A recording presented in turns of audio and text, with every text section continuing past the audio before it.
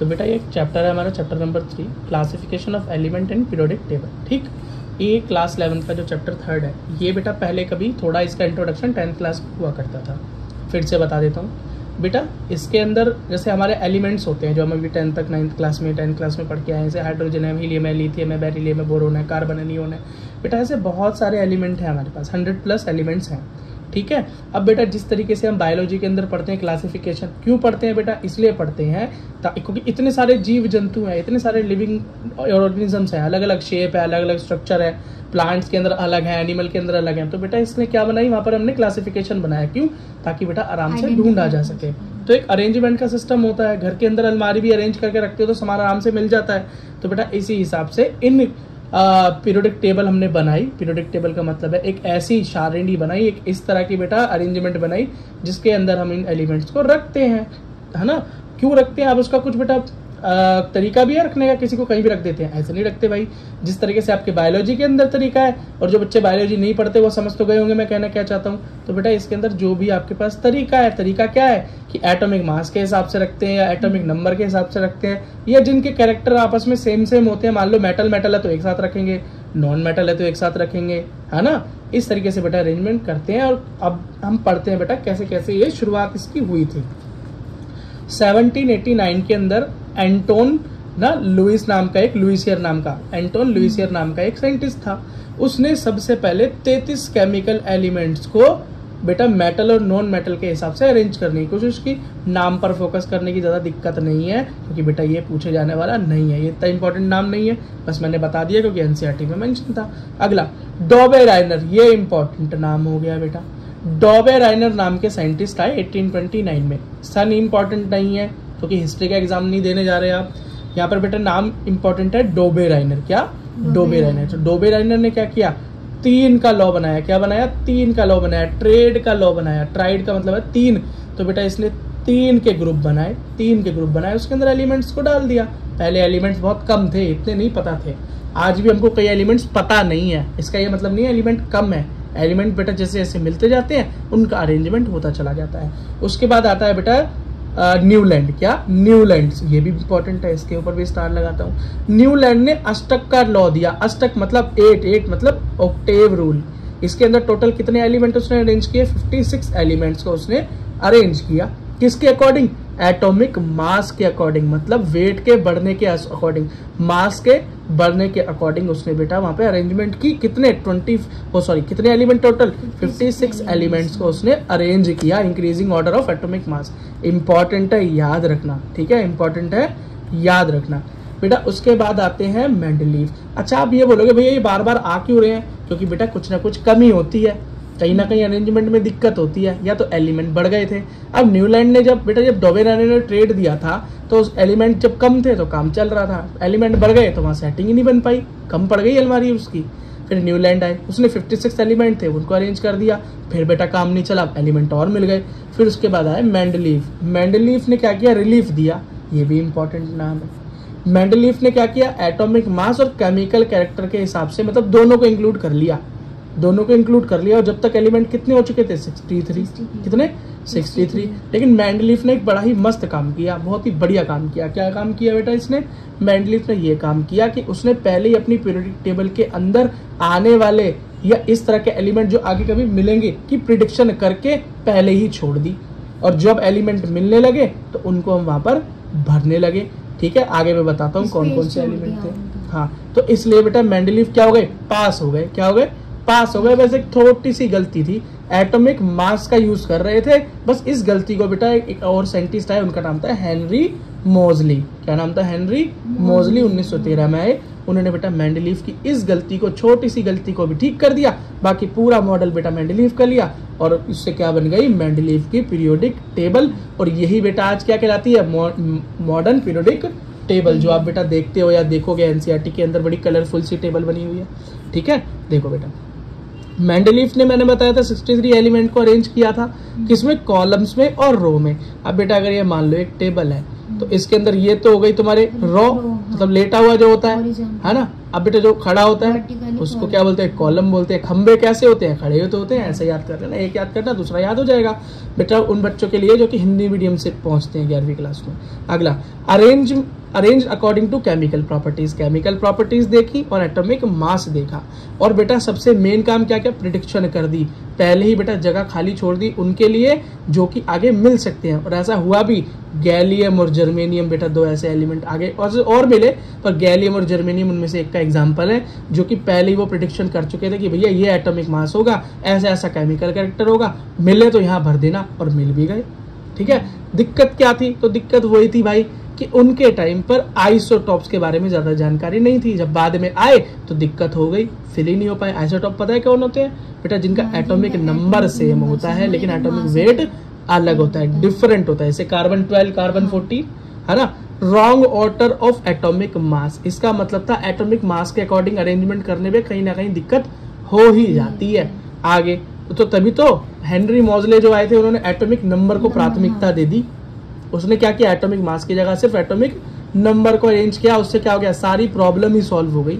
ठीक है। तो एटॉमिक मास भी बेटा क्या थी, एक लिमिटेशन थी। हाइड्रोजन ने सबको परेशान करके रखा, और मेंडलीव को भी। क्यों भैया, हाइड्रोजन कभी मेटल की तरह रिएक्ट करता है और कभी नॉन मेटल की तरह रिएक्ट करता है, कभी किसी के साथ जुड़ जाता है। तो बेटा इसकी जो कैरेक्टर्स हैं वो बेटा पक्के नहीं पता चलते, तो इसलिए उसकी पोजीशन को वो डिफाइन ही नहीं कर पाए अपने टाइम पे। तो बेटा ये मेंडलीव की क्या हो गई, लिमिटेशंस हो गई, कुछ कमियां हो गई। अगला देखो बेटा नेक्स्ट। अब हम पढ़ते हैं बेटा मॉडर्न पीरियोडिक टेबल के बारे में। तो बेटा अब हमको पढ़ना है यहाँ पे modern periodic law, modern periodic table के बारे में। तो बेटा हम पहले ही बता के चुके थे कि मेंडलीव की टेबल को जब बेटा आगे मॉडिफाई किया गया तो वो मॉडर्न पीरियोडिक टेबल बनी। अब यहाँ पर हम एटॉमिक मास को प्राथमिकता देते हैं, प्रायोरिटी किसे देते हैं, एटॉमिक नंबर को as compare to atomic mass, क्योंकि एटॉमिक नंबर ज्यादा स्टेबल है। ठीक है। अगला देखो बेटा, now physical and chemical properties of elements are periodic function of their atomic number. उसने बोला बेटा मॉडर्न पीरियोडिक लॉ के अकॉर्डिंग कि जो भी बेटा जिस तरह का उसका कैरेक्टर होगा, जिस तरीके का किसी एलिमेंट का कैरेक्टर होगा, वही उसका एटॉमिक नंबर के अकॉर्डिंग उसको अरेंज किया जाएगा। आगे देखते हैं। ठीक है। अभी अरेंजमेंट दिखाऊंगा बेटा। एक चीज याद रखना, जो मॉडर्न पीरियोडिक टेबल बनी थी, जो बेटा मॉडर्न पीरियोडिक टेबल बनी थी उसके अंदर कुल 7 पीरियड थे और 18 ग्रुप्स थे। ग्रुप्स मतलब वर्टिकल लाइन, और बेटा पीरियड मतलब हॉरिजॉन्टल लाइन, मतलब लेटी हुई। और बेटा ग्रुप कॉलम कैसे होते हैं, खड़े हुए। ठीक है। तो 18 थे और टोटल बेटा 7 क्या थे, पीरियड थे। ठीक है। अच्छा बेटा नेक्स्ट देखो, मैजिक नंबर्स 2, 8, 8, 18, 18, 32, 32 या 2, 8, 18, 32 आप बोल सकते हो। थोड़ा मॉडर्न पीरियोडिक टेबल का दर्शन कर लेते हैं बेटा। ये रही आपकी एनसीईआरटी और ये रहा आपका मॉडर्न पीरियोडिक टेबल।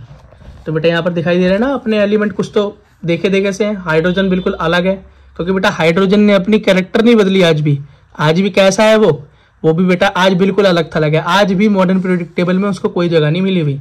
ठीक है। यहाँ पर देखो, ये देखे ग्रुप पहला है ना, फर्स्ट एंड सेकंड ग्रुप है ना, अगला ग्रुप ये लास्ट में अपने हेलोजेंस। इन सब के बारे में बेटा थोड़ी सी धीरे धीरे हम बात करेंगे। ट्रांजिशन मेथड या मेटल्स, इनके बारे में बेटा आराम से बात करेंगे। बस मैं मॉडर्न पीरियोडिक टेबल आपको दिखाना चाहता था कि इसके अंदर को 1, 2, 3 ऐसे करेंगे तो टोटल 18 कितने हो गए, ग्रुप्स हो गए। 1, 2, 3, 4, 5, 6, 7 बेटा क्या हो गए इसके अंदर, पीरियड हो गए। ठीक है बेटा, इतनी बात याद रखना। और ये रहे अलग आप। ठीक है बेटा, आगे बढ़ते हैं। तो बेटा इसके अंदर टोटल 7 पीरियड है, 18 ग्रुप है। 2, 8, 18, 32 ये सब, ये 2, 8, 8, 18, 18, 32, 32 ये मैजिकल नंबर्स कहलाते हैं बेटा। इसके बारे में कोई पूछता तो है नहीं, बस थोड़ा नॉलेज में इजाफे के लिए मैं बता रहा हूँ। Element with similar property repeat after an interval. इसने बोला कि बेटा जो भी किसी एलिमेंट की प्रॉपर्टी होगी वो इन नंबर्स के बाद रिपीट होती है अगले एलिमेंट में। इसके बाद इतने नंबर के बाद जो भी एलिमेंट आएगा उसकी प्रॉपर्टी उसी के जैसी होगी। जैसे हाइड्रोजन है, हाइड्रोजन का एटॉमिक नंबर होता है 1। क्या है बेटा, 1। अब हाइड्रोजन में 2 प्लस करूं, पहला मैजिक नंबर, ऐसे ही चलते हैं बेटा। पहला मैजिक नंबर 2 प्लस करूं तो आता है लिथियम। लिथियम की प्रॉपर्टी हाइड्रोजन से मैच करती है। अगला बेटा इसके अंदर 8 प्लस करें, क्या 8 प्लस करें तो आ गया सोडियम। की प्रॉपर्टी फिर इससे बेटा मैच करती है। आगे आ जाए फिर से क्या, फिर से 8 प्लस करें तो आ गए पोटेशियम पे जो नंबर क्या है एटॉमिक नंबर उसका 19 है, प्रॉपर्टीज मैच करती हैं। फिर हो गए बेटे 18 से मैं रुबिडियम पे आ गई, ऐसे सीजियम पे फ्रेंडियम पे आ गई। ठीक है बेटा, तो अब याद रखना ऐसे ही बेटा हमारा पीरियड भी बढ़ता जा रहा है। क्या पीरियड भी बढ़ता जा रहा है? जब पहले पीरियड के एलिमेंट में +2 करते हैं तो सेकंड में आ जाता है। आप बोलोगे अच्छा, तो बोलूंगा हाँ, चेक करके देख लो बेटा। ये देखो बेटा, यहाँ पर देखो हाइड्रोजन है, और उसके बाद देखो हाइड्रोजन के बाद बेटा नेक्स्ट क्या है हमारे पास, लिथियम। और लिथियम का पीरियड क्या है बेटा 2, देखो 2 है ना। और लिथियम के बाद फिर से हमने जब प्लस किया, क्या किया, 2 के बाद क्या प्लस करते हैं बेटा, 8 प्लस करते हैं। तो फिर कहाँ आ गए, 3rd में आ गए। फिर 8 प्लस करेंगे तो 4th में पहुंच जाएंगे। 18 फिर 8 के बाद 18 आता है, 18 प्लस करेंगे 5th में, फिर 18 प्लस करेंगे 6th में, 32 करेंगे तो 7th में, फिर 32 करेंगे तो 8th में। तो याद रखना 2 8 8 18 18 32 32 2 8 18 32 याद कर लो। 2 को एक बार, 8 को 2 बार, 18 को 2 बार, 32 को 2 बार। ठीक है बेटा, सिमिलर हो गया। अगला देखो बेटा, आईयूपीएसी नेमिंग। आईयूपीएसी नेमिंग का क्या मतलब हुआ बेटा, आईयूपीएसी नेमिंग का मतलब हुआ कि कुछ बेटा ऐसे एलिमेंट है जो कि अभी मिले नहीं है, लेकिन हमने पता है कि प्रिडिक्शन कर कर छोड़ देते हैं। तो प्रिडिक्शन करके बेटा उनका एक टेम्पररी नाम भी दे ही देते हैं। क्यों? नहीं तो बेटा आगे लड़ाई होती है ना, कि कोई साइंटिस्ट या कोई कंट्री बोलेगी जी हमने ढूंढा तो ये नाम ऐसे रखो, कोई कंट्री बोलेगी हमने ढूंढा तो उसका नाम ये रखो। तो आईयूपीएससी ने क्या किया, आईयूपीएससी को तो जानते ही हो आप, है ना। तो आईयूपीएससी ने क्या किया भैया, इन्होंने तो इंटरनेशनल यूनियन ऐसी बना रखी थी कि उन्होंने नोमेनक्लेचर पहले ही कर डाला कि भैया जो मिलेगा उसका टेम्पररी नाम दे रहे हैं, परमानेंट के नाम के बारे में सोचा जाएगा। तो कैसे दिया नाम, तो बेटा ऐसे दिया, एटॉमिक जो भी बेटा उसका नंबर होगा उसके हिसाब से उसका नाम दिया गया। 0 होगा तो नील बोलेंगे, 1 होगा तो अन बोलेंगे, 2 होगा तो बाई बोलेंगे, 3 होगा तो ट्राई बोलेंगे, 4 होगा तो क्वाड बोलेंगे, 5 होगा तो पेंट बोलेंगे, 6 होगा तो हेक्स बोलेंगे, 7 होगा तो सेप्ट बोलेंगे, 8 होगा तो ऑक्ट बोलेंगे, 9 होगा तो एन बोलेंगे। बस बेटा कार्बन से और इसमें सिर्फ एक ही अलग है, वहां पर नॉन होता है 9 की जगह, है ना। बस यही अलग है, बाकी काफी सिमिलरिटी है। ठीक, अब बेटा जैसे मान लो कोई हमको एलिमेंट 105 भरना था, हमने प्रिडिक्शन करके छोड़ दी उसकी कि 105 एटॉमिक नंबर पे कोई मिलेगा, तो उसका नाम क्या होगा। प्रॉपर्टीज की बात छोड़ो, अभी नाम कैसे लिखेंगे। तो बेटा 1 को क्या लिखेंगे, अन, 1 को क्या लिखेंगे अन, 0 को क्या लिखेंगे निल, और 5 को क्या लिखेंगे पेंट। तो इसका नाम हो गया बेटा अननिल पेंटियम। क्या, अननिल पेंटियम। क्या भैया ये पूछा जा सकता है? नहीं बेटा ये पूछा नहीं जा सकता, लेकिन आपको पता होना चाहिए एनसीईआरटी की लाइन बाय लाइन। अगला, highest value of principal quantum number n. आप बेटा प्रिंसिपल क्वांटम नंबर हम पिछले चैप्टर में पढ़कर आए थे, है ना, एटम के स्ट्रक्चर के अंदर। और जो नहीं पढ़ के आया बेटा ध्यान रखना, उसको बेटा कैपिटल पी से डिनोट करते हैं। और प्रिंसिपल क्वांटम नंबर के बेसिस पे हम आगे के क्वांटम नंबर्स जैसे magnetic quantum number, azimuthal quantum number predict कर पाते हैं। ठीक है, तो एन कहां से शुरू होता है, 1 से शुरू होता है। किससे, 1 से शुरू होता है। तो ये बोल रहा है जो भी क्वांटम नंबर की या प्रिंसिपल क्वांटम नंबर एन की वैल्यू होगी वही बेटा उसका पीरियड डिसाइड करेगी। किसी भी एलिमेंट का जो भी बेटा प्रिंसिपल क्वांटम नंबर होगा, जितना भी होगा, वही उसका पीरियड भी होगा। जैसे मान लो किसी एलिमेंट का बेटा हमारा प्रिंसिपल क्वांटम नंबर 1 है, तो उसका पीरियड भी 1 होगा, 4 होगा तो 4 होगा, 5 होगा तो 5 होगा, नंबर इक्वल होगा। हाँ ठीक है। अगला देखो बेटा, एग्जाम्पल देखो, जैसे हाइड्रोजन का एग्जाम्पल लिया बेटा। हाइड्रोजन में कितने एटम है, एक एटम है, एक ही। तो इस हाइड्रोजन एटम में कितने वो है इलेक्ट्रॉन, एक इलेक्ट्रॉन है, सॉरी एटॉमिक नंबर इसका 1 है। इसकी बेटा क्या करेंगे, इलेक्ट्रॉनिक कन्फिगरेशन करो तो क्या होगा, 1s1 में ही हो जाएगा काम, है ना। अब जिसको इलेक्ट्रॉनिक कन्फिगरेशन नहीं आती बेटा हमारी पिछली वीडियोस देखे, तो हाइड्रोजन कन्फिगरेशन क्या है 1s1। अब 1s1 के अंदर देखें तो बेटा इसका n क्या हुआ। अब ये n पता कैसे चलता है जी, n पता चलता है, ये होता है जी नंबर, प्रिंसिपल क्वांटम नंबर क्या होता है, ये आगे, ठीक है, कि कौन सी सब सेल के अंदर है। तो ये है प्रिंसिपल क्वांटम नंबर। तो इसमें 1 है तो इसका पहले पीरियड में मिलेगा। तो हाइड्रोजन कहाँ मिलता है, पहले पीरियड में। अब अगला क्या ले लिया भाई, नाइट्रोजन। इसको देखो बेटा कैसे डिवाइड किया, 1s2 2s2 2p3। कैसे, कितने हो गए टोटल, 2 2 4 4 3 7। ये बेटा इसका क्या है, एटॉमिक नंबर है। हाँ, तो इसके इलेक्ट्रॉन को इस तरीके से डिवाइड किया। इसके पीरियड कितने, इसका कौन सा पीरियड होगा, तो इसका बेटा हाईएस्ट नंबर क्या है, प्रिंसिपल क्वांटम नंबर 2। तो 2 इसका पीरियड हो जाएगा। मैग्नीशियम का ले लो, तो मैग्नीशियम का क्या बना, 1s2 2s2 2p6 और 3s2। ठीक है, टोटल गिनो, 2 2 4 4 6 10 10 2 12 12 इसका क्या है बेटा एटॉमिक नंबर है। इलेक्ट्रॉन हमने बेटा क्या इलेक्ट्रॉनिक कॉन्फ़िगरेशन कर दी, तो इसके अंदर बेटा हाईएस्ट क्या बना, प्रिंसिपल क्वांटम नंबर 3 तक गया, तो थर्ड पीरियड हो गया। Element in a period have the same number of atomic orbital. बेटा किसी भी पीरियड के अंदर, क्या किसी भी पीरियड के अंदर जितने भी एलिमेंट हैं उनके एटॉमिक ऑर्बिटल्स बराबर होते हैं। एटॉमिक ऑर्बिटल सब में बराबर होंगे। अगला देखो बेटा, element in a group have same number of valence electron. अब बेटा ये किसी भी ग्रुप के अंदर जितने भी एलिमेंट होंगे उनके वैलेंस इलेक्ट्रॉन बराबर होंगे। तो बेटा वैलेंस इलेक्ट्रॉन के बारे में फिर बता देता हूं कि लास्ट शेल में, आउटर मोस्ट शेल में बेटा जितने इलेक्ट्रॉन बच जाते हैं वही वैलेंस इलेक्ट्रॉन कहलाते हैं, क्योंकि वो वैलेंस या तो वैलेंसी के लिए, मतलब वैलेंस करने के लिए, या कि मिलने के लिए, या तो देने के लिए, या किसी को एक्सेप्ट करने के लिए तैयार रहते हैं। बिल्कुल बिल्कुल। तो बेटा classify the element 4 block depending on the type of atomic orbital that are being filled with the electron. अब बेटा जितने भी मतलब जो इलेक्ट्रॉन्स हैं, सॉरी एटम्स हैं हमारे, इसी बेसिस पे हम क्या करते हैं, भरते हैं। या सीधी सी बात देखो, मैं आपको थोड़ा सा हिंदी में बताता हूँ कि किसी भी एलिमेंट को मैंने क्या किया, इलेक्ट्रॉनिक कन्फिग्रेशन किया, उसका लास्ट इलेक्ट्रॉन जिस भी सब शेल में जाकर पड़ा उसे हमने उसी ग्रुप में डाल दिया। तो बेटा जो मैंने आपको मॉडर्न पीरियोडिक टेबल दिखाई थी उसमें क्या दिखा था, एक सेक्शन ये था, एक सेक्शन बीच में था, एक सेक्शन शुरुआत में था और एक नीचे था। तो वही हमने खुद पढ़ा हुआ है भाई, कितनी सब शेल होती है, एस पी डी और एफ, यही तो सब शेल्स पड़ी थी, एस पी डी और एफ पड़ी थी। तो एस में कौन आएगा, जिसका लास्ट इलेक्ट्रॉन एस में जाए, पी में जिसका लास्ट इलेक्ट्रॉन पी में जाए, डी जिसका लास्ट इलेक्ट्रॉन डी में जाए, और एफ जिसका लास्ट इलेक्ट्रॉन एफ में चला जाए, वही है। तो इसी हिसाब से बेटा हमने पीरियोडिक टेबल में क्या कर रखी है, ग्रुपिंग की हुई है। समझ में आ गया। और याद रखना जिस भी ग्रुप के अंदर वो होंगे सेम केमिकल प्रॉपर्टीज दिखा रहे होंगे। ठीक है, मॉडर्न पीरियोडिक टेबल के थोड़े से दर्शन करवा देता हूं आपको। तो ये देखो आपका क्या हो गया, ये हो गया जी आपका एस ग्रुप। यहाँ पर आपको बीच वाला ग्रुप एक और नजर आया, इसको क्या बोलोगे बेटा, डी ग्रुप। लास्ट वाला ये मिला, ये इसको क्या बोलोगे बेटा, पी ग्रुप। और ये नीचे वाला आपका एफ ग्रुप हो गया। ठीक है बेटा, अगली चीज देखो जरा, एस ब्लॉक एलिमेंट्स के बारे में थोड़ा सा जानकारी लेते हैं। तो एस ब्लॉक एलिमेंट कौन है, ग्रुप 1 और 2। क्या, ग्रुप 1 और 2।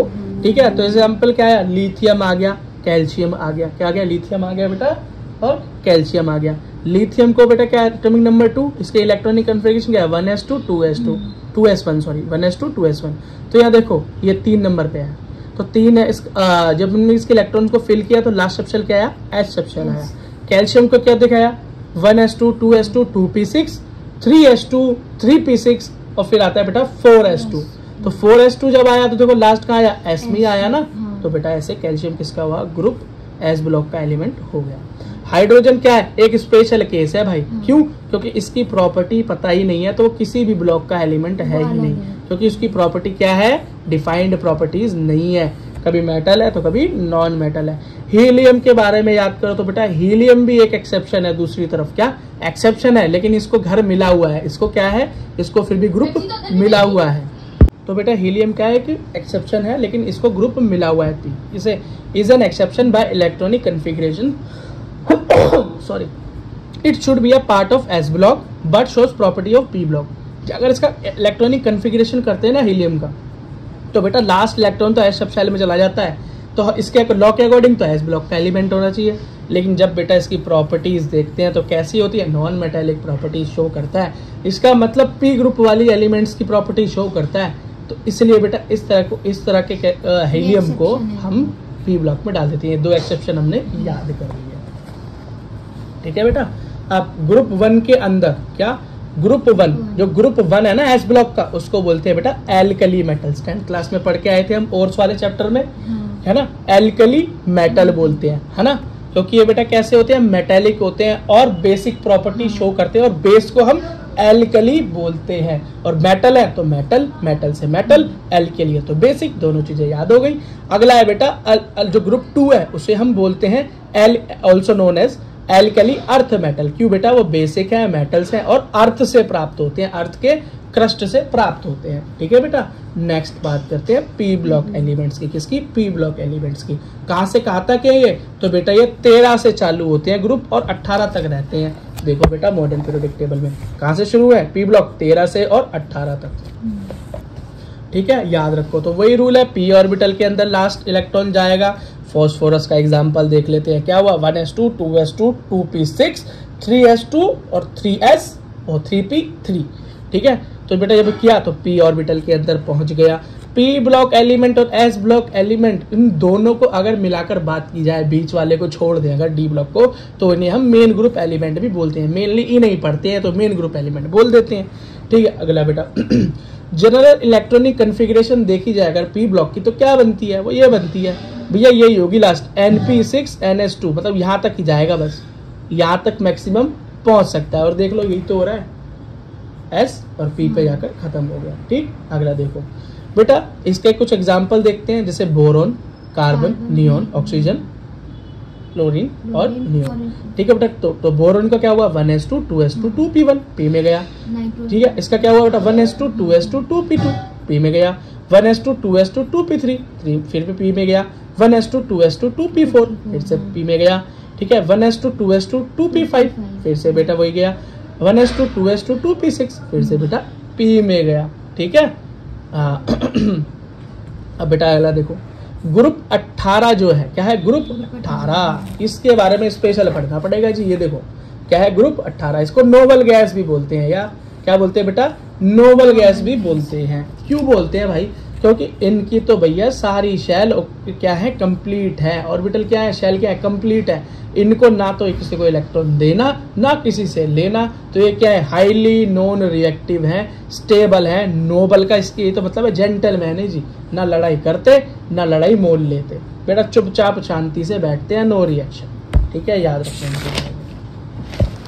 अगला देखो बेटा, डी ब्लॉक एलिमेंट के बारे में समझो।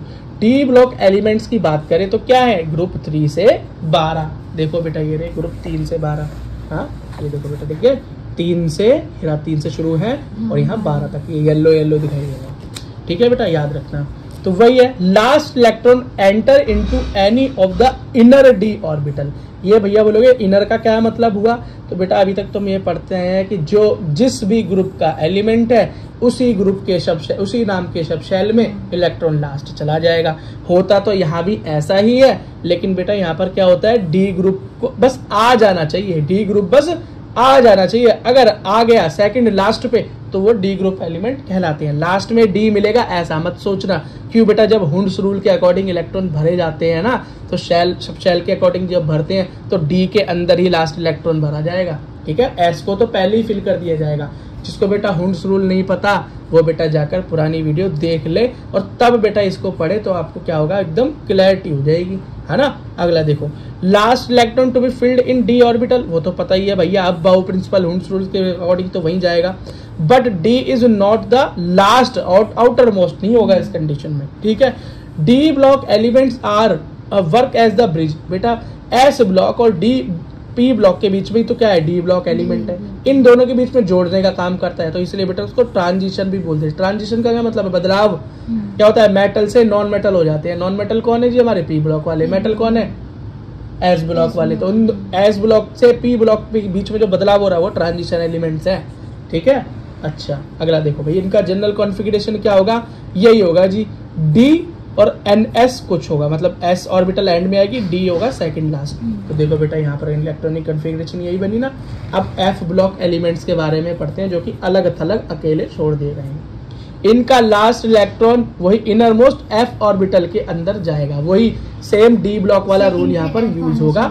मतलब हाँ, इसके अंदर बेटा F में जाना चाहिए, लेकिन F बिल्कुल लास्ट सब शेल हो ये जरूरी नहीं। लेकिन बेटा अब बाउ प्रिंसिपल हुंड्स रूल का यूज करते हुए जब हम इलेक्ट्रॉन भरेंगे तो लास्ट तो F में ही करेंगे ना, है ना। S से शुरू करेंगे, फिर P में, फिर D में, फिर F में जाएंगे। तो बेटा यहाँ पर वहां पर सेकेंड लास्ट था, यहाँ थर्ड लास्ट में क्या होगा, F होगा, ठीक है। अगला देखो, अच्छा इलेक्ट्रॉनिक कॉन्फ़िगरेशन अलोंग ग्रुप्स। अब भैया इलेक्ट्रॉनिक कॉन्फ़िगरेशन क्या क्या होंगी वो तो हम बेटा क्वेश्चन करते आ ही रहे हैं, एक आध और कर लेते हैं। S block element phone number is equals to number of valence electron. देखो group number is equals to number of valence electron.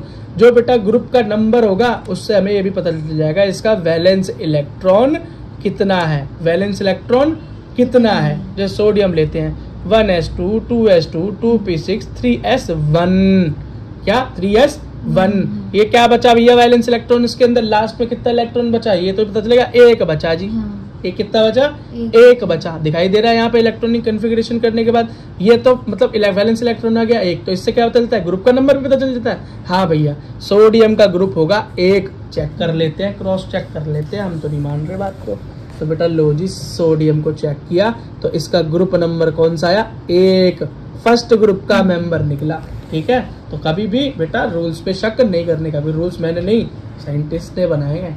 अगला देखो, अगला for p block element, p block element की बात करें, the group number is equal to 10 plus number of valence electron. इसका मतलब है भाई जो भी एंड में इलेक्ट्रॉन निकले उसमें 10 प्लस कर देना, ग्रुप का नंबर निकल आएगा। ठीक है, कैसे, अगला एक लेकर देख लेते हैं। पी ब्लॉक का नाइट्रोजन ले लिया, 1s2 2s2 2p3, पी में तो जाएगा ही जाएगा। हाँ ठीक है बेटा, अब p3 में चला गया, 3 इलेक्ट्रॉन क्या बचे जी, है 3 इलेक्ट्रॉन क्या बचे, 3 क्या बचे बोलो, वैलेंस इलेक्ट्रॉन। लेकिन डर ऐसे नहीं निकाला जाता। ठीक है, अब हाँ अब मैं बता रहा हूँ कैसे निकाला जाता है। तो बेटा वैलेंस इलेक्ट्रॉन जो टोटल निकाले जाते हैं वो 5 निकले। कैसे निकले बेटा, यहाँ पर देखे जाते हैं 2 आउटर मोस्ट शेल्स, क्या 2 आउटर मोस्ट शेल्स, ये है रूल। क्या है बेटा, रूल। 2 आउटर मोस्ट शेल देखे जाते हैं, क्यों बेटा, यहाँ भी ये 2 प्रिंसिपल क्वांटम नंबर, यहाँ भी क्या है 2 same principal quantum number. Maximum quantum number देखते हैं भाई प्रिंसिपल। यहाँ पर देखो, यहाँ पर इस कंडीशन में 1 था 2 था 2 था, यहाँ पर क्या था 3 के बाद कोई और 3 है क्या, नहीं है ना। तो यहाँ पर मैक्स सबसे बड़ी आउटर शेल सबसे बड़ी ये हो गई भाई एस, इसलिए इसमें कितने इलेक्ट्रॉन है काम हो गया। लेकिन एक और 3 होता है इसके आगे कोई, तो हम क्या करते हैं उसको भी इसके साथ जोड़ते। लेकिन इस कंडीशन में हमें क्या दिख रहा है 1s 2s 2p, 2s भी है और 2p भी है, इसका भी बेटा प्रिंसिपल क्वांटम नंबर सेम, इसका भी प्रिंसिपल क्वांटम नंबर सेम। तो ये दोनों के जो भी इलेक्ट्रॉन टोटल है वही मेरे वैलेंस शेल इलेक्ट्रॉन होंगे। वो क्या है, p में 3 और s में 2, दोनों मिला के हो गए 5। और बेटा p के लिए रूल क्या था कि 10 प्लस कर दो नंबर ऑफ वैलेंस इलेक्ट्रॉन में, ग्रुप पता चल जाएगा। तो 10 प्लस 5 क्या हुआ, 15 ग्रुप निकलना चाहिए। तो नाइट्रोजन 15 ग्रुप में है। और बेटा जरा चेक कर लेते हैं। तो बेटा हमने ढूंढा नाइट्रोजन और ग्रुप नंबर 15 बिल्कुल सही निकला। ठीक है, अच्छा भाई अब जरा डी ब्लॉक एलिमेंट्स की भी बात कर लेते हैं। डी ब्लॉक एलिमेंट्स बता, group number, the group number is equal to the number of electron in n-1 d sub shell plus the number of electron in s valence shell. ये थोड़ा सा बेटा टिपिकल है डी ब्लॉक। अब d block वाले में तो D के वैलेंस शेल देखे जाएंगे ना, तो सबसे पहले डी के अंदर इलेक्ट्रॉन देखेंगे तो plus number in the valence shell last में भी देखेंगे। अब बेटा थोड़ा सा डिफिकल्ट है, 2-3 बार करोगे तो याद हो जाएगा। स्कैंडियम देखते हैं, देखा वैसे स्कैम से नाम है इनका अजीब अजीब। स्कैंडियम को तोड़ा तो क्या बना, electronic configuration 1s2 2s2 2p6 3s2 3p6, फिर उसके बाद आता है 4s2 और फिर आता है बेटा 3d, है ना। अब बेटा ये क्या बना, school school public school public school Delhi public school. ऐसे बेटा याद मत करना बेटा, सीधा याद कर लेना। 1s2 आता है, फिर 2s2 आता है, फिर 2p6 आता है, फिर 3s2 आता है, फिर 3p6 आता है, फिर बेटा 4s2 आता है और उसके बाद फिर दिल्ली आ जाता है या डी आ जाता है। कैसे हुआ 1s2 बेटा, हमारा लास्ट में डी ऑर्बिटल में कितना इलेक्ट्रॉन आया 1, 3d 1। अच्छा, और बेटा हमको ये देखना होता है वैलेंस शेल कौन सा बनेगा जिसका बेटा नंबर सबसे हाई होगा। तो हाईएस्ट नंबर यहाँ पर क्या गया है, 4 गया है। क्या गया है, 4 गया। और 4 में कितने हैं, 2 वैलेंस इलेक्ट्रॉन। ध्यान रखने का, टेंशन नहीं लेने का। तो n क्या हो गया, तो हाई जिसका होगा वो वैलेंस होगा, वैलेंस इलेक्ट्रॉन। और क्या समझा रहा हूँ तुझसे, अब एक हुआ। ठीक है बेटा। तो इसके अंदर हमने क्या देखा, 4 n4 क्या था 4s2 हाईएस्ट, मतलब 4 नंबर हाईएस्ट हो गया। तो इसके अंदर वैलेंस इलेक्ट्रॉन कितने 2 हो गए, ये हमारे वैलेंस इलेक्ट्रॉन हो गए। रूल क्या था भैया, डी ऑर्बिटल के अंदर जो इलेक्ट्रॉन होते हैं और जो वैलेंस इलेक्ट्रॉन होते हैं दोनों को जोड़ दो। तो डी के अंदर हमारा कौन सा गया 3d1, तो 3d1 मतलब 1 इलेक्ट्रॉन है 3 के अंदर। 3d डी ऑर्बिटल में कितना 1 इलेक्ट्रॉन, दोनों को जोड़ दो, 2 + 1 बना 3। तो इसका मतलब स्कैंडियम मेरा ग्रुप नंबर 3 में होना चाहिए। क्रॉस चेक कर लेते हैं भाई।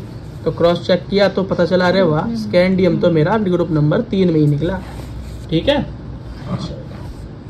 पढ़ने हैं मेटेलिक कैरेक्टर्स। क्या बैठे हैं बेटा, मेटेलिक कैरेक्टर। मेटेलिक कैरेक्टर का मतलब होता है जो मेटल की तरह रिएक्ट करे। आपको पता है भैया मेटल कौन होते हैं, जो कि चमकीले होते हैं, इलेक्ट्रिसिटी कंडक्ट करते हैं, डक्टाइल होते हैं, सोनरस होते हैं, आवाज करते हैं, उस पर कुछ मारो तो, ठीक है। और बेटा गुड कंडक्टर ऑफ हीट भी होते हैं, ठीक। बेटा मेटल का एक नॉर्मल सा कैरेक्टर है, वो इलेक्ट्रॉन लूज करता है। इलेक्ट्रॉन क्या करता है? लूज करता है। इलेक्ट्रॉन दे देता है, क्या करता है? दे देता है। अगर बेटा ये चीज याद कर लो, डाउन द ग्रुप, बेटा ये याद करना, क्या हर चीज में बताऊंगा, metallic character, non metallic character, जो भी आगे बात बताऊंगा सब में यही तरीका बताऊंगा। डाउन द ग्रुप जाओ, मतलब ऊपर से नीचे की तरफ जब मूव करते हैं। मान लो ये हमारा यार पीरियोडिक टेबल ही है जी, इसमें क्या है? ग्रुप। इस ग्रुप पे जब ऊपर से नीचे की तरफ जाएंगे तो उसको बोलते हैं डाउन द ग्रुप। अब जो भी तुम्हें मैं बताऊंगा, जो भी इसकी प्रॉपर्टी में चेंज बताऊंगा, उसका ठीक उल्टा अपने आप तुम समझ जाना। अगर मैंने बताया कि मेटेलिक कैरेक्टर ऊपर से नीचे आते हुए आपके क्या हो रहे हैं? इंक्रीज हो रहे हैं, बढ़ रहे हैं। मेटेलिक कैरेक्टर ऊपर से नीचे आ रहा हूं तो भैया नीचे से ऊपर जाऊंगा तो क्या होगा? भैया घट जाएंगे ना, ठीक उल्टा ही तो होगा इसका, कोई और साइंस तो आ नहीं जाएगी अंदर। तो नॉर्मल दिमाग में ये रखना, मैं ऊपर से नीचे बताऊंगा, आप नीचे से ऊपर उल्टा समझ लेना। समझदार तो वही 11th में आके साइंस ले ली बेटा, ठीक है। तो मेटेलिक कैरेक्टर क्या है? लूज करे इलेक्ट्रॉन। डाउन द ग्रुप जाए तो मेटेलिक कैरेक्टर बढ़ता है। ऊपर से नीचे जाने पे मेटेलिक कैरेक्टर बढ़ता है, तो नीचे से ऊपर जाने पे तो घटेगा ही, ठीक है। इसका मतलब जितना मेटल होगा, जितना ज्यादा मेटेलिक कैरेक्टर बढ़ेगा, उतने ज्यादा इलेक्ट्रॉन लूज करने की टेंडेंसी बढ़ेगी, है ना। अच्छा, दानवीरकरण हो जाएगा। दानवीर कौन होता है? मेटल। अगला, size of atom increase. Atom का साइज बढ़ता चला जाएगा।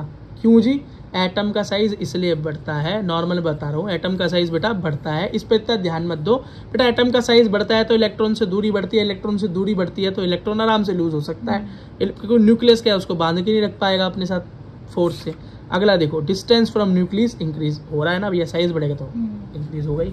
ये दो चीजें इतनी इंपॉर्टेंट नहीं, ये इंपॉर्टेंट है बेटा मेटेलिक कैरेक्टर में हो क्या रहा है। अगला देखो बेटा, अब नेक्स्ट ट्रेंड बताऊंगा मैं, लेफ्ट टू राइट, क्या ऊपर से नीचे, और लेफ्ट टू राइट बताऊंगा, और जो भी बताऊंगा राइट टू लेफ्ट अपने आप समझ लेना, ठीक उसका उल्टा होगा। तो बेटा लेफ्ट से राइट जाने पर क्या? लेफ्ट से राइट जाने पर मतलब ये रहा मेरा उल्टा हाथ, यहाँ से जाऊंगा आगे की तरफ, लेफ्ट टू राइट जाऊंगा तो बेटा क्या होगा? लेफ्ट टू राइट जाने पे मेटल कैरेक्टर घटेंगे, क्या घटेंगे। बिल्कुल याद करने का नॉर्मल सा तरीका समझ लो भैया, एस ग्रुप के एलिमेंट होते हैं मेटल मोस्टली, और यहाँ वाले होते हैं भैया नॉन मेटल, पी ब्लॉक वाले। तो मेटल से नॉन मेटल हो गया तो खुद समझो ना, लेफ्ट से राइट गया तो क्या हुआ? मेटेलिक कैरेक्टर डिक्रीज हो गए, नॉन मेटेलिक बन गए। ऐसे ही याद कर लो, पता तो पता ही है तुम्हें कहाँ पहुंच रहा है, तो ऐसे याद हो गया, ठीक है। इसका मतलब, अब इसका मतलब क्या हो गया? Trend to gain electron, electron लेने की टेंडेंसी बढ़ रही है। अब क्या बढ़ रही है? इलेक्ट्रॉन लेने की टेंडेंसी। भैया अगर मेटल होता है इलेक्ट्रॉन देने वाला, तो नॉन मेटल कौन होता है? इलेक्ट्रॉन लेने वाला, है ना, ठीक है। अगला देखो भैया, ग्रुप 17 और 16 के बारे में थोड़ा सा समझें। तो ग्रुप 17 को हैलोजन के नाम से जाना जाता है, और ग्रुप 16 को क्या बेटा? कैलोजन या कैल्कोजन के नाम से भी जाना जाता है। जरा इनकी शक्ल देख लो, देखो स्माइल करेंगे। 16 ये रहा कैल्कोजन, और बेटा ये रहा अपना 17 फ्लोरीन, क्लोरीन, ब्रोमीन, आयोडीन। ये अपना क्या है बेटा? ग्रुप 17 है। क्या है? ग्रुप 17 है बेटा। अगला देखो, some element has the property of both metal and non metal. बेटा कुछ एलिमेंट तो ऐसे हैं जो कि मेटल और नॉन मेटल दोनों की प्रॉपर्टी दिखा देते हैं, इनका कोई धर्म नहीं है, ठीक है। तो ये क्या कहलाते हैं? मेटल लॉइड्स कहलाते हैं, मेटल लॉइड्स कहलाते हैं। है कौन जी? ये रहा अपना, ये रहा स्कैन, ये देखो भाई कहाँ दिखाई देंगे? ये रहे जी, ये वाले, ये दिखाई दे रहे ना, ये ये अलग अलग कलर दिखाई दे रहा है, इनका भगवा कलर हो रहा है, इन पे ऑरेंज कलर हो रहा है। तो ये कैसे है? ये मेटल भी है और नॉन मेटल भी है, खुद दिखा रखा है, बीच में घुसे हुए हैं यहाँ पर, ठीक है। अच्छा बेटा मैंने खुद दिखा रखा है, ये हो गए अपने वही स्कैंडियम, जर्मेनियम, है ना। अगला देखो भैया, अगला फिजिकल कैरेक्टर या एटॉमिक रेडियाई के बारे में पढ़ना है बेटा। आगे पढ़ना है बेटा एटॉमिक रेडियस के बारे में, ट्रेंड देखना है। एटॉमिक रेडियस का क्या मतलब? भैया एटम जितना बड़ा उतनी बड़ी रेडियस, सर्कल से समझ लेना, जितना छोटा उतनी छोटी रेडियस, ठीक। अब सबसे पहले समझो, लेफ्ट टू राइट जाएंगे, लेफ्ट से राइट जाएंगे मतलब वही पीरियड में मूव करेंगे, ग्रुप में तो ऊपर से नीचे जाते हैं। लेफ्ट से राइट जाएंगे तो एटम की रेडियस डिक्रीज हो जाएगी। क्या? एटम की रेडियस डिक्रीज हो जाएगी। इसका मतलब साइज छोटा होता चला जाएगा, है ना।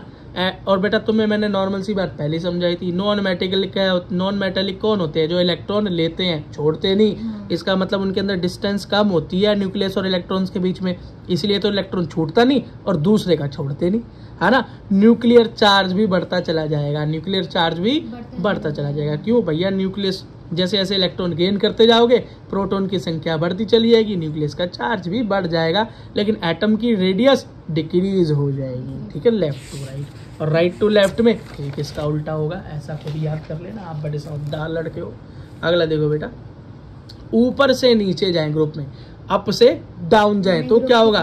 तो एटॉमिक रेडियाई इंक्रीज होगी, साइज ऑफ एटम बढ़ता चला जाएगा, बढ़ता चला जाएगा। क्यों भैया? मेटेलिक कैरेक्टर इंक्रीज होते हैं ना ऊपर से नीचे आने पे, ये मैंने आपको इससे पहले समझाया था। ठीक है बेटा, अगला है बेटा आयनिक रेडियस। ठीक, आयनिक रेडियस का ट्रेंड देखते हैं, कैसे घटती कैसे बढ़ती है। सबसे पहले तो जानो ये आयन है क्या। भाई आयन्स के बारे में हमने 10th क्लास में पढ़ा था। क्या पढ़ा था? ये पढ़ा था कि कोई एटम जब इलेक्ट्रॉन या तो दे दे या किसी का ले ले तो वो एक आयन बन जाता है। आयन दो तरह का होता है, एक होता है पॉजिटिव, इलेक्ट्रॉन दे देगा तो पॉजिटिव रह जाएगा। क्यों? क्योंकि प्रोटॉन तो उतने के उतने ही है, इलेक्ट्रॉन कम हो गया, इलेक्ट्रॉन और प्रोटॉन बराबर होते हैं एक एटम के अंदर, प्रोटॉन तो उतना ही रहा, इलेक्ट्रॉन के जाने से पॉजिटिव चार्ज ज्यादा हो गया तो पॉजिटिव हो जाता है। और अगला होता है भाई नेगेटिव, इलेक्ट्रॉन ले लेता है फालतू तो भैया इलेक्ट्रॉन का चार्ज ज्यादा हो जाता है तो नेगेटिव हो जाता है। भैया इसको बोलते हैं कैट आयन और इसको बोलते हैं एन आयन। याद करने का तरीका बता रहा हूँ, आप भैया सीधे सीधे जा रहे होते हो, बिजली रास्ता काट देती है, बिल्ली रास्ता काट देती है, बिल्ली ने काटा रास्ता तो हो गया कैट आयन। कैट आ गई ना इसमें, कैट मानी बिल्ली। अब ये कैट आयन याद हो गया तो एन आयन की क्या ट्रिक बताओ, याद कर लो, अपोजिट होता है इसका सिर्फ, है ना। तो सोडियम और क्लोरीन या सोडियम क्लोराइड जब मिलते हैं तो आपने यही 10th में पढ़ा था भैया, सोडियम इलेक्ट्रॉन दे देता है, क्लोरीन भैया इलेक्ट्रॉन ले लेता है और ये बन जाता है कैट आयन और ये बन जाता है एन आयन। अब बेटा ये सोडियम का जो एटम था इसकी रेडियस के बारे में पता करना है, घटेगी या बढ़ेगी। क्लोरीन की पता करना है, घटेगी या बढ़ेगी। वैसे नॉर्मल अंदाजा लगाओगे तो पता चल जाएगा भाई इलेक्ट्रॉन लूज कर रहा है, इसका मतलब मेटेलिक कैरेक्टर शो कर रहा है, इसका मतलब साइज बढ़ रहा है, इसका मतलब, अब सारा मतलब मैं ही बता दूंगा तो आगे पढ़ोगे कौन। अगला देखो, एटॉमिक रेडियस का बेटा ट्रेंड देखें। अगर लेफ्ट से राइट जाए, पीरियड में मूव करें, लेफ्ट से राइट जाए तो एटॉमिक रेडियाई डिक्रीज होगी, क्योंकि भैया साइज भी तो डिक्रीज होता है, मेटेलिक कैरेक्टर भी तो डिक्रीज होते हैं, इसलिए रेडियस भी घट जाएगी। भैया साइज ही छोटा हो गया तो रेडियस करेगी क्या? सेम ऐसा ट्रेंड नहीं है एटॉमिक रेडियस वाला, सेम वही ट्रेंड है बेटा, कोई चेंज नहीं है। अप से डाउन जाएंगे, ऊपर से नीचे जाएंगे तो एटॉमिक रेडियस भी बढ़ जाएगी। क्यों? मेटेलिक कैरेक्टर बढ़ता है, साइज बढ़ता है, साइज बढ़ता है तो रेडियस तो बढ़नी ही बढ़नी है। ठीक है, अच्छा बेटा एक चीज याद रखना, कैटायन जो होगा हमेशा क्या होगा, जो भी नॉर्मल एटम होगा उससे, जो भी बेटा जैसे सोडियम था, अब सोडियम प्लस जब बन गया, सोडियम प्लस जब बन गया वो बेटा सोडियम से क्या हो गया, छोटा हो गया, उसका एक इलेक्ट्रॉन चला गया ना तो उसका साइज भी छोटा हो जाएगा, पहले एडजस्ट कर रखा था। ठीक है, और एनायन का लार्ज होगा एटम से। बस ये नॉर्मल सी बात याद रख लेना, नॉलेज के लिए बता रहा हूँ, एनसीईआरटी में पूछता कुछ नहीं, नीट में भी नहीं आने वाला, है ना। कैटायन की बात करो, less electron but same number of proton, याद रखना इलेक्ट्रॉन छोड़ के गया है, प्रोटॉन अंदर ही है। और एनायन में इलेक्ट्रॉन बढ़ गया है लेकिन प्रोटॉन अभी भी उतने का उतना ही रहेगा, प्रोटॉन थोड़ी ना आ गया कहीं से। अगला देखो भैया, आइसो इलेक्ट्रॉनिक स्पीसीज क्या होती है। देखो बेटा, आइसो का मतलब होता है सेम, इलेक्ट्रॉन का मतलब जिसमें इलेक्ट्रॉन सेम हो, स्पीसीज। ठीक, तो एटम एंड आयन जिसके नंबर ऑफ इलेक्ट्रॉन सेम हो, जैसे क्या हो गया, नियोन हो गया है, सोडियम हो गया, अपना फ्लोरीन हो गया, जैसे उसमें क्या है 10 इलेक्ट्रॉन है इसके अंदर।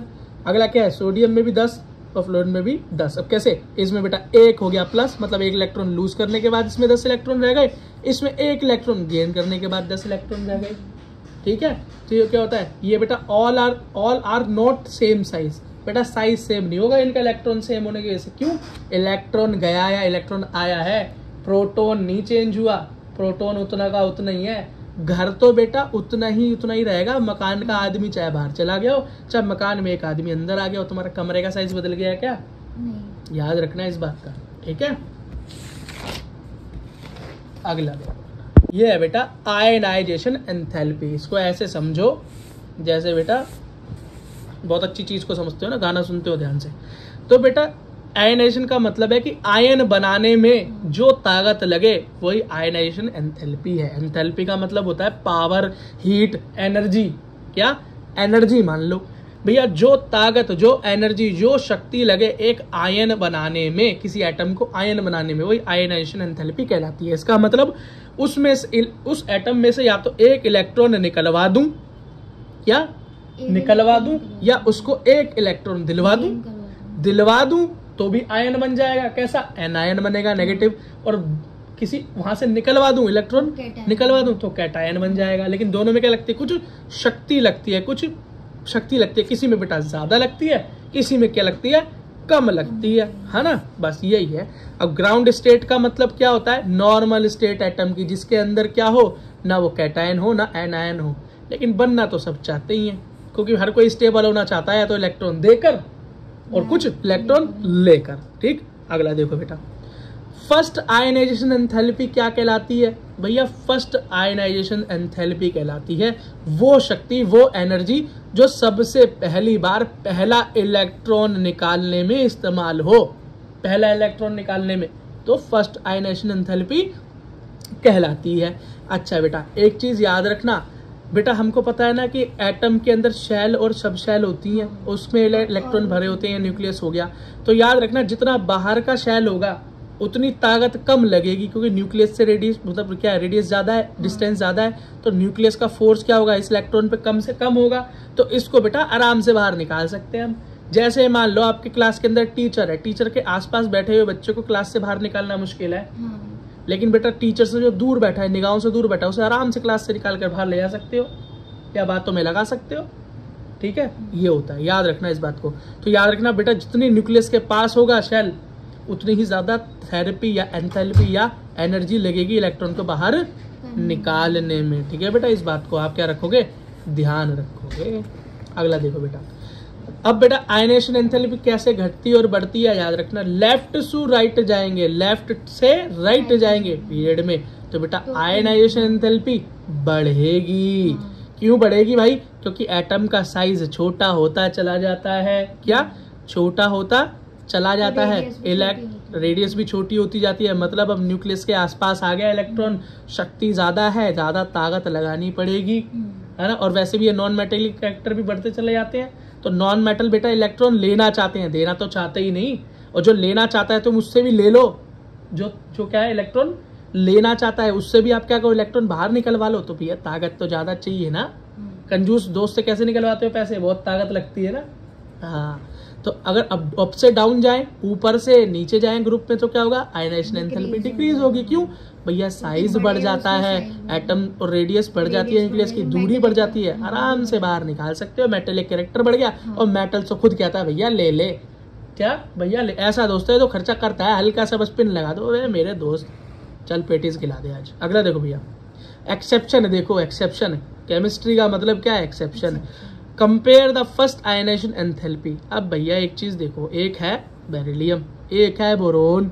ठीक, दोनों को करो 1s2 2s2 इलेक्ट्रॉनिक कन्फिग्रेशन। इसकी 1s2 2s2 2p1 क्या हो गई? हाँ, अब बेटा इसके आउटर मोस्ट इलेक्ट्रॉन कौन कौन से हैं? तो 2s 2p, दोनों को जोड़ो, कितने हो गए भाई? हाँ, अब बेटा इसके जोड़ो, इसके हो गए। वैसे न्यूक्लियर चार्ज की बात करें तो बेटा नॉर्मल सी बात करता हूँ, मैं फिर दिखाता हूँ, इतना यार को झमेले में नहीं डाल रहा तुमको मैं, और बेटा आसान बना देता हूँ इसको। तो ये रहा बेटा आपका बेरिलियम, और ये रहा बोरोन। कहाँ जा रहा है? ये ग्रुप 2 के अंदर है। ये क्या है? ग्रुप 2 के अंदर है, और ये ग्रुप 13 के अंदर है। इसका मतलब लेफ्ट से राइट की तरफ जा रहे हैं। क्या? लेफ्ट से राइट की तरफ जा रहे हैं, तो साइज क्या होगा? डिक्रीज हो जाएगा। मतलब बेरिलियम का साइज बड़ा होगा, बोरोन का छोटा होगा। ठीक है, तो बेटा जो छोटा होगा उसकी आयनाइजेशन एंथैल्पी ज्यादा होनी चाहिए, एंथैल्पी बढ़ती है इस तरफ जाने में, है ना। लेकिन बेटा एक्सेप्शन क्या है? ऐसा होने के बावजूद भी भैया आयनाइजेशन एंथैल्पी कंपेयर करें, इन दोनों की कंपेयर करें तो क्या होती है भैया? पहले वाले की ज्यादा और अगले वाले की कम होती है। ये एक्सेप्शन। दूसरा एक्सेप्शन है नाइट्रोजन और ऑक्सीजन। नाइट्रोजन और ऑक्सीजन। बेटा ये रहा मेरा नाइट्रोजन, ये रहा मेरा oxygen, 15 group 16 group. Left to right जाऊंगा तो नाइट्रोजन की एंथैल्पी कम और ऑक्सीजन की ज्यादा होनी चाहिए जनरली, ठीक है ना। जनरली ये होना चाहिए ट्रेंड, पर ऐसा होता नहीं है। ऑक्सीजन की ज्यादा है, नाइट्रोजन की कम है। ये क्या है बेटा, ये हमारा एक्सेप्शन। क्या है, एक्सेप्शन। अगला है बेटा इलेक्ट्रॉन गेन एंथैल्पी। खुद ही बता दी, एंथैल्पी मतलब हीट ताकत, एनर्जी।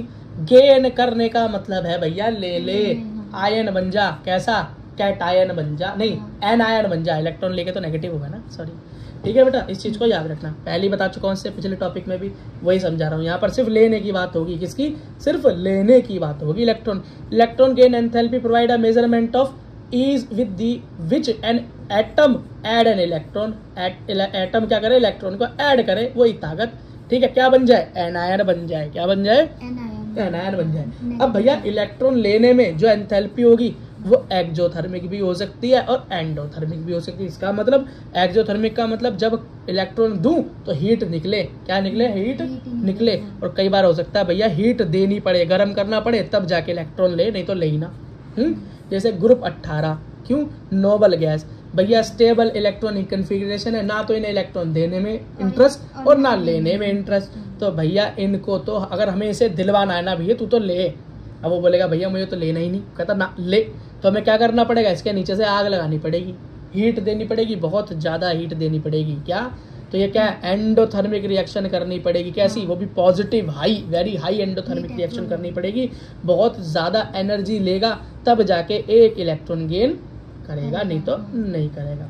ठीक है, रेस्ट ऑल, बाकी सारे ग्रुप के अंदर भैया एनर्जी निकलती है। जिसको भी इलेक्ट्रॉन दे दो खुश होके कहता है ले भैया एनर्जी, ले बेटा गर्मी निकल जाती है उसकी इलेक्ट्रॉन लेते ही। ठीक है, लेकिन बस ये नोबल गैस वाले क्या है, सबसे ज्यादा एनर्जी खुद ले लेते हैं। अब इलेक्ट्रॉन गेन एंथैल्पी का ट्रेंड देखें तो लेफ्ट से राइट अगर बेटा पीरियड में जा रहे हैं तो इलेक्ट्रॉन गेन एंथैल्पी नेगेटिव हो जाएगी। नेगेटिव का मतलब क्या होता है भाई, कम होती रहेगी। क्या, कम होती रहेगी। बस बेटा आप बोलोगे लेफ्ट से राइट जाने पे तो जी सबसे राइट में तो हमें यही मिलते हैं अंकल हमारे खड़े हुए नोबल गैस, तो यहाँ पर कैसे पॉजिटिव हो गई भैया, यही है बस पूरा का पूरा ग्रुप एक्सेप्शन, सिर्फ यही एक्सेप्शन है। ठीक है, याद रखना। और ऊपर से नीचे जाएंगे तो इलेक्ट्रॉन गेन एंथैल्पी नेगेटिव तो होगी लेकिन कम होगी। क्या, कम होगी। नेगेटिव का मतलब होता है कम यूज होना, एंथैल्पी एनर्जी का कम से कम यूज होना। ऊपर से एंथैल्पी तो देनी तो छोड़ो, वापस और हीट मिल जाती है, उल्टी हीट मिल जाती है। एंडोथर्मिक रिएक्शन नहीं होती, एक्जोथर्मिक रिएक्शन है सारी की सारी। एंडोथर्मिक तो सिर्फ और सिर्फ ग्रुप 18 के साथ ही देखने को मिलती है। ठीक है बेटा, अगला एक जरा एक्सेप्शन भी देख लो। केमिस्ट्री का मतलब क्या है, exception. Electron gain enthalpy of O and F is less negative that of succeeding elements S and chlorine. इसने बोला भैया सल्फर और क्लोरीन की बात करें तो इलेक्ट्रॉन गेन एंथैल्पी ऑक्सीजन और हमारी फ्लोरीन की और भी कम नेगेटिव है। अब भैया ट्रेंड के हिसाब से तो उल्टा होना चाहिए था, आपको न्यूटन पीरियोडिक टेबल में देखो, लेकिन यहाँ पर ये क्या है, एक्सेप्शन है। एक्सेप्शन से क्या आता है, नीट का क्वेश्चन आता है, इसलिए इस एक्सेप्शन पर विशेष ध्यान देना, क्योंकि नॉर्मल रूल तो हम याद करके चले जाते हैं, वो एक्सेप्शन को क्वेश्चन डाल देते हैं। नॉर्मल रूल लगाते हैं, नॉर्मल आंसर दे देते हैं, आंसर तो एक्सेप्शन का होता है, वहीं पे हम क्या हो जाते हैं, अल्टी पल्टी खा जाते हैं। समझ गए, ओके बेटा। इलेक्ट्रोनेगेटिविटी क्या होती है बेटा, इसको समझो जरा। इलेक्ट्रोनेगेटिविटी का मतलब होता है कि कोई एटम किसी इलेक्ट्रॉन को लेने के लिए कितना उत्सुक है, कितना पावरफुल है। भैया कुछ तो ऐसे एटम होते हैं फटाफट इलेक्ट्रॉन को लपक लेते हैं, कुछ ऐसे होते हैं जो चाहते तो हैं इलेक्ट्रॉन लेकिन ले नहीं पाते इतनी जल्दी। बेटा एक एग्जांपल समझो कि तुम्हारे और तुम्हारे भाई के बीच में बेटा एक पिज्जा रख दिया मैंने, तुम्हारे और तुम्हारे भाई के बीच में एक पिज्जा रख दिया मैंने। अब तुम्हारा भाई तुमसे छोटा है, क्या है, तो उसकी गुद्दी पे मार के क्या करोगे, आधा सा छोटा सा उसको पीस दोगे और उसको बोलेगे चल भाग, ऐसे तो करोगे। लेकिन अगर तुम्हारा भाई तुम्हारे बराबर का होता तो ये काम कर सकते, तो उसके साथ आधा आधा बांटते चुपचाप। और ये कंडीशन उल्टी हो जाती कि तुम ही छोटे होते, तुम्हारा भाई बड़ा होता तो वो तुम्हारी गुद्दी पे देता और तुम्हें छोटा सा हिस्सा देके तेज कर देता, तुम मम्मी मम्मी करते। समझ में आ गया। तो बेटा ये बड़ा भाई कौन है, ये बड़े बड़े कौन है, ये है ताकतवर इलेक्ट्रोनेगेटिव। भैया ये तो इतनी ताकत रखता है कि फटाफट इलेक्ट्रॉन खींच ले। अगर इसके बगल में खड़ा कर दूं लेस इलेक्ट्रोनेगेटिव, कम ताकतवर, सारे इलेक्ट्रॉन खींच जाएगा, थोड़े से देगा। बराबर बराबर कर दूं तो बराबर बराबर शेयर हो जाएगा। समझ गए? यही है भैया। इलेक्ट्रोनेगेटिविटी का ट्रेंड बेटा बन ही नहीं पाया, क्योंकि कई साल तक तो ये नहीं पता चला सबसे इलेक्ट्रोनेगेटिव है कौन। तो बेटा घूम फिर के साइंटिस्ट ने एक ऐसा फ्लोरीन नाम का एलिमेंट डिसाइड किया और बोला भैया ये है हमारा स्टैंडर्ड, यहाँ से शुरू करेंगे हम, यहीं से फ्लोरीन से ही नापेंगे आगे और पीछे करके कौन इलेक्ट्रोनेगेटिव ज्यादा है और कौन कम है। तो फ्लोरीन का इलेक्ट्रोनेगेटिविटी 4 नापी गई, 4 यूनिट। याद रखना कि फ्लोरीन बेटा सबसे ज्यादा इलेक्ट्रोनेगेटिव है। क्यों है? क्योंकि स्टैंडर्ड माना गया, 4 इलेक्ट्रोनेगेटिविटी की इसको यूनिट दी गई। पॉलिंग्स स्केल बोलते हैं इसको, पॉलिंग नाम के साइंटिस्ट ने इसको मेन मान लिया था, इसलिए इलेक्ट्रोनेगेटिव हो गया। अब बेटा यहाँ से इसका ट्रेंड सेट किया जा सकता है फ्लोरीन को देखते हुए। तो लेफ्ट से राइट जाऊंगा, लेफ्ट से राइट मतलब पीरियड में मूव करूंगा तो इलेक्ट्रोनेगेटिविटी बढ़ती चली जाएगी, क्योंकि आपको खुद पता है भैया नॉन मेटेलिक कैरेक्टर बढ़ता है आप लेफ्ट टू राइट जाने पे। और नॉन मेटल कौन होते हैं भैया? जो इलेक्ट्रॉन खींचते हैं। जा भैया जल्दी इलेक्ट्रॉन दे, इलेक्ट्रॉन दे। और जैसे जैसे चलते चला जाऊंगा नॉन मेटेलिक कैरेक्टर बढ़ते चले जाएंगे, मतलब टेंडेंसी टू गेन इलेक्ट्रॉन बढ़ती चली जाएगी, है ना। अच्छा, और बेटा याद रखना इलेक्ट्रोनेगेटिविटी से न्यूक्लियस का चार्ज भी बढ़ता जाएगा, बढ़ता जाएगा। अप से डाउन जाऊं, ऊपर से नीचे जाऊं तो क्या हो जाएगा? इलेक्ट्रोनेगेटिविटी घट जाएगी, क्योंकि मेटेलिक कैरेक्टर बढ़ जाते हैं। मेटल का होता है भैया इलेक्ट्रॉन लूज करने का काम, जो इलेक्ट्रॉन खुद ही लूज कर रहा है, खुद ही दे रहा है अपना पिज्जा दूसरे को, तो वो पिज्जा छीने का कैसे? धर्मात्मा आदमी है वो तो। अब थोड़ी सी केमिकल प्रॉपर्टीज पढ़ लेते हैं बेटा, किसकी? एलिमेंट्स की पढ़ लेते हैं पीरियोडिक टेबल में। तो ये पहली है ऑक्सीडेशन स्टेट। क्या है बेटा? ऑक्सीडेशन। हाँ, ऑक्सीडेशन स्टेट तो बहुत आसान है भाई। जो भी चार्ज आ जाए किसी भी एटम के ऊपर, और दो ही तरह के चार्ज आते हैं, या तो प्लस आता है या नेगेटिव आता है, मतलब या तो कैटायन बनेगा या एनायन बनेगा। इलेक्ट्रॉन दे देगा तो कैटायन, ले लेगा तो इलेक्ट्रॉन नेगेटिव बन जाएगा। ठीक है, तो वही बेटा उसकी ऑक्सीडेशन स्टेट हो जाती है। जैसे कि बेटा एग्जांपल लेता हूँ, जब बेटा लिथियम और हाइड्रोजन मिलता है तो बेटा लिथियम एक अपना क्या लूज कर देता है इलेक्ट्रॉन, और हाइड्रोजन गेन कर लेता है। ठीक है, ये बन गया कैटायन, ये बन गया एनायन। तो इसकी ऑक्सीडेशन स्टेट क्या हो गई? क्या हो गई बोलो बेटा? +1। और हाइड्रोजन क्या हो गई? एक लूज करने के बाद -1 हो गया। याद? आसान है। अगला देखो बेटा कुछ और। अच्छा, याद रखना बेटा ऑक्सीडेशन नंबर हमेशा एक इंटीजर की फॉर्म में रहता है। इसका मतलब नेगेटिव भी आ सकता है, देख लिया तुमने, पॉजिटिव भी आ सकता है, वो भी देख लिया, जीरो भी हो सकता है भैया। किसी ने ना तो इलेक्ट्रॉन दिया और ना ले लिया, उसकी ऑक्सीडेशन स्टेट क्या होगी? 0 होगी। ठीक है बेटा, याद रखना oxidation state is equal to the number of electron in the outer most orbital. सीधी सी बात है भाई, आउटर ऑर्बिटल के अंदर जितने इलेक्ट्रॉन होंगे उसी को तो कोई लूज करेगा और उतना ही उसका ऑक्सीडेशन हो जाएगा। और बेटा जितने कम होंगे उतने उसी हिसाब से बाहर से गेन करेगा। भैया उसको अपना ऑक्टेव पूरा करना होता है ना। अगर एस सब शेल होगी तो उसको 2 इलेक्ट्रॉन चाहिए, अगर उसमें मान लो एक ही है, या तो वो इससे पहले अगर फ्री है तो एक या तो दे देगा या एक ले लेगा। तो इससे क्या होगा? हमको पता चल गया भैया जितने इलेक्ट्रॉन यहाँ आउटर मोस्ट शेल में होते हैं वही क्या होता है? उसका ऑक्सीडेशन स्टेट होता है। एक ले लेगा तो 1 माइनस हो जाएगा और एक दे देगा तो 1 प्लस हो जाएगा।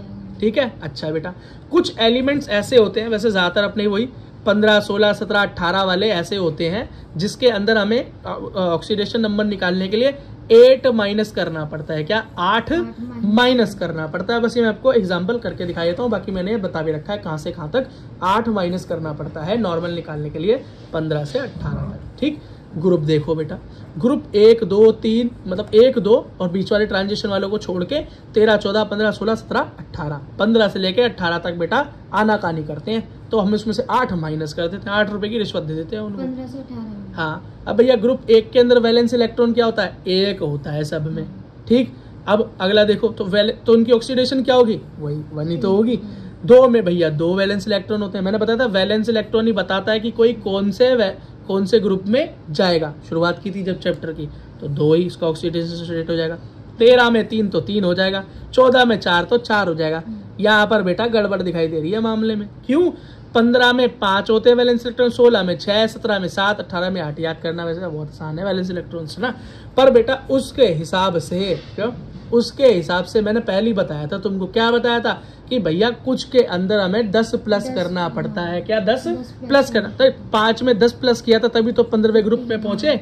6 में 10 प्लस किया था ये भी तो 16वें में पहुंचे। 7 में 10 किया था ये भी तो 17 में, और 8 में 10 किया तो 18 में पहुंचे। लेकिन बेटा इनके वैलेंस इलेक्ट्रॉन तो पता है हमें 8-8, लेकिन इनका ऑक्सीडेशन स्टेट निकालने के लिए हमें 8 से माइनस करना पड़ता है। तो 15 में से 8 गया तो बचा कितना बचा बेटा, हाँ ये बचा। अब 16 में से 8, हाँ अब अच्छा बेटा 16 में से 8 नहीं गया, एक्चुअली गया 5 में से 8। 6 वैलेंस इलेक्ट्रॉन तो यही है ना, ये तो मैंने ग्रुप का सेक्टर बताया। तो 5 में से 8 गया तो 3 बेटा 9, ये 0.5 मतलब बहुत ज़्यादा माइन्यूट छोटी जब हमने की होगी कैलकुलेशन तभी आया होगा, तो 3 याद रखना नॉर्मल। 6 में से 8 गया 2, 7 में से 8 गया 1, 8 में से 8 गया 0। बस बेटा इतनी सी बात थी। कुछ एग्जाम्पल देख लेते हैं। इलेक्ट्रोनेगेटिव पता होनी चाहिए ऑक्सीडेशन स्टेट के लिए, याद रखना इलेक्ट्रोनेगेटिविटी पता होगी तो ऑक्सीडेशन स्टेट निकालने में भी दिक्कत नहीं आएगी, है ना। क्योंकि भैया इलेक्ट्रोनेगेटिविटी तो बताती है कि कौन कितने इलेक्ट्रॉन ले सकता है या ले सकता है। एग्जाम्पल देखो भैया, लिथियम और हाइड्रोजन के अंदर जब हमने दोनों को मैच किया था तो लिथियम के अंदर ज्यादा इलेक्ट्रोनेगेटिव था कौन, hydrogen is more electronegative than of lithium. तभी तो पता चला जो ज्यादा इलेक्ट्रोनेगेटिव होगा वही क्या बनाएगा, एन आयन बनाएगा, और बाकी वाला कैटायन बनाएगा, भैया लूज कर देगा उसके सामने, है ना। CaH2 और NH3 बेटा इसी के एग्जाम्पल है ना। तो जरा खोल के दिखा देते हैं इसको। CaH2 के अंदर कैल्शियम के 2 एटम और 2 हाइड्रोजन के हो गए, सॉरी कैल्शियम का 1 और हाइड्रोजन के 2, H2 है ना सॉरी। तो बेटा कैल्शियम क्या करेगा, 2 इलेक्ट्रॉन देगा, हाइड्रोजन को 1 और इसको इलेक्ट्रॉन देगा, दोनों को 1-1 दे दिया। कितने यूज किए, 2 लूज कर दिए। अब इसमें NH3 के अंदर देखो तो एक सोडियम कितने को इलेक्ट्रॉन देगा, 3 इलेक्ट्रॉन देगा। किसको, एक हाइड्रोजन को, एक दूसरे हाइड्रोजन को, एक तीसरे हाइड्रोजन को, 3 हाइड्रोजन है, ठीक है बेटा। ओके बेटा anomalous property of second periodic elements. बेटा ये सेकंड पीरियड के जो एलिमेंट्स है ना, देखो ये सेकंड पीरियड कौन सा है अपना, ये रहा सेकंड पीरियड, ये रहा है ना, lithium, beryllium, boron, carbon, neon, oxygen, fluorine, है ना। तो यहाँ पे नाइट्रोजन, ऑक्सीजन, फ्लोरीन, नियॉन। तो बेटा ये एलिमेंट्स है ना, ये क्या दिखाते हैं, कुछ अलग तरह की प्रॉपर्टीज शो करते हैं पीरियड में। भाई ऐसा क्यों करते हैं, तो सीधी सी बात तो आप खुद समझ लो। जब लेफ्ट से राइट हम मूव करते हैं, क्या करते हैं, मूव करते हैं, तो इनका साइज बढ़ता हुआ चला जाता है। बाकी एक बात बताऊं बेटा, ये जितने भी एलिमेंट हमने देखे हैं ना सेकेंड पीरियड के, एक्चुअली ये हैं क्या, ये बेटा अपने ग्रुप के पहले या दूसरे एलिमेंट ही तो है। अगर ग्रुप में देखें तो ये अपने ग्रुप के पहले या दूसरे ही है। ये देखो लिथियम तो पहले ही है, इसमें ये भी पहला ही है ना, ये भी पहला, ये ज्यादातर पहले है, नियॉन को छोड़ दें तो। और हीलियम तो वैसे ही बेटा अजीब सी प्रॉपर्टी शो करता है, तो ज्यादातर ये फर्स्ट ही है अपने यहाँ पे। तो इसलिए बेटा क्या करते हैं, स्मॉल इन साइज है, सारे क्या है, छोटे ही तो है साइज में अपने ग्रुप के अकॉर्डिंग, इसलिए बेटा ये अलग प्रॉपर्टी शो करते हैं, ठीक है। लार्ज चार्ज है, क्या है, लार्ज चार्ज है, मतलब काफी नेगेटिव रहते हैं। हाई इलेक्ट्रोनेगेटिविटी, क्या है, हाई इलेक्ट्रोनेगेटिव है ना, ये बस इसकी वजह से बेटा ये थोड़ी सी अजीब अलग प्रॉपर्टी शो करते हैं। ऐसे पूछ लेते हैं, या कौन शो करता है, याद रखना पीरियड सेकंड शो करता है, ठीक है बेटा। अगला चीज बेटा डायगोनल रिलेशनशिप के बारे में समझ लो। ये डायगोनल रिलेशनशिप पीरियोडिक टेबल में है क्या, तो बेटा कुछ एलिमेंट या ज्यादातर एलिमेंट्स बेटा डायगोनल में जब देखें, डायगोनल का मतलब बाजू में देखें नीचे की तरफ, तो बेटा वो अपनी सिमिलर कैरेक्टर शो करते हैं।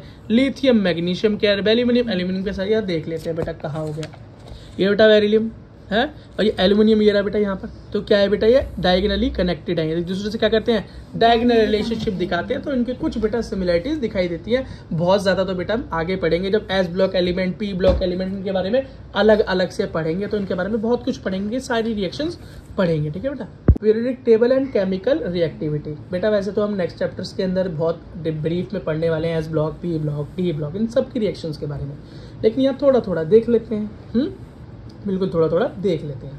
अच्छा बेटा एक चीज याद रखना कि बिल्कुल शुरुआत में पीरियोडिक टेबल और एंड में पीरियोडिक टेबल बेटा रिएक्टिविटी तेज होती है, मतलब हमारे एस ब्लॉक के एलिमेंट और हमारे पी ब्लॉक के एलिमेंट काफी रिएक्टिव होते हैं। लेकिन नोबल गैसेस की बात की जाए, ग्रुप 18 की बात की जाए, तो ये तो हिलने को भी तैयार नहीं है भैया, ऑक्टेव भी पूरे हैं सबके, तो ये क्या जरूरत है, ठीक है बेटा। अब याद रखना सबसे पहले एल्कली मेटल तो पता ही ना अपने एस ग्रुप के फर्स्ट ग्रुप और हैलोजन क्या है अपने, वही अपने नोबल गैस से एक पहले वाले 17 वाले ग्रुप के, है ना।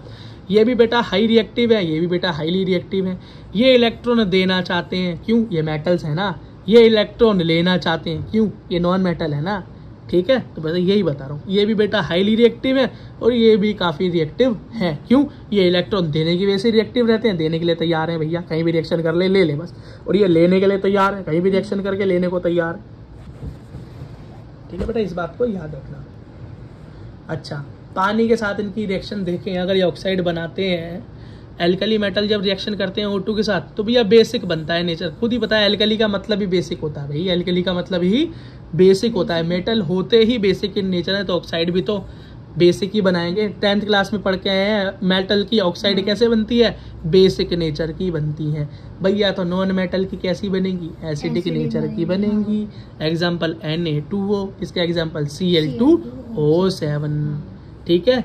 अच्छा भैया, जो बीच वाले एलिमेंट है उनका क्या, बीच वाले एलिमेंट ये मत समझ लें ट्रांजिशन एलिमेंट्स की बात कर रहा है डी की, नहीं नहीं नहीं, मतलब हैलोजन और ग्रुप 1 से बीच में जो हमारे एटम है उनके बारे में क्या कहना है भैया। इनके बारे में ये कहना है कि इनके ऑक्साइड तो न्यूट्रल भी हो सकते हैं, ना एसिडिक और ना ही बेसिक, और एम्फोटेरिक भी हो सकते हैं। ये एम्फोटेरिक मैंने पहले ही बताया भैया, एम्फोटेरिक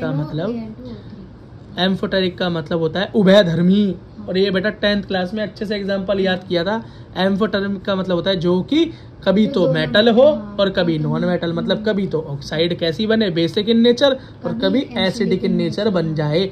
तो ये क्या है, L2O3 इसका एग्जांपल, और दूसरा ZnO3 इसका एग्जांपल है बेटा। ठीक है, ओके बेटा, इसके साथ चैप्टर खत्म होता है। बेटा इसको ऐसे याद करना, हाइड्रोजन को हैलीना का की, या हैलीना की रब से फरियाद, हैलीना की रब से फरियाद। बेटा अगला याद करो, बेटा मांगे कार स्कूटर बाप रे, क्या, बेटा मांगे कार स्कूटर बाप रे। अब बेटा यहाँ पर पी ब्लॉक पे चलते हैं, तो यहाँ पर कैसे करोगे, बाल गंगा इंडियन तिलक, बाल गंगा इंडियन तिलक। बेटा याद, इसको याद रखो, कार्तिक शिव गणेश संग पार्वती, कार्तिक शिव गणेश संग पार्वती। अगला, नाना पापा आंटी सब बीमार, नाना पापा आंटी सब बीमार। इसको याद करो, सोलवे को, उससे टीपो बोलते ना भैया, नकल मारते हुए उसमें से देख ले भाई, मेरे में से मत देख, उसकी में से देख यार, उसने कर रखा है, उससे टीपो, उससे टीपो। ठीक है बेटा, तो ये अगला तो याद ही कर लेना, normal fluorine, chlorine, bromine, iodine, ऐसे याद कर लेना इसको, तो बहुत आसान है याद करना। लास्ट है बेटा, हीना नीना और करीना एक्सरे रंगीन, हीना नीना और करीना एक्सरे रंगीन, ये है बेटा ट्रिक।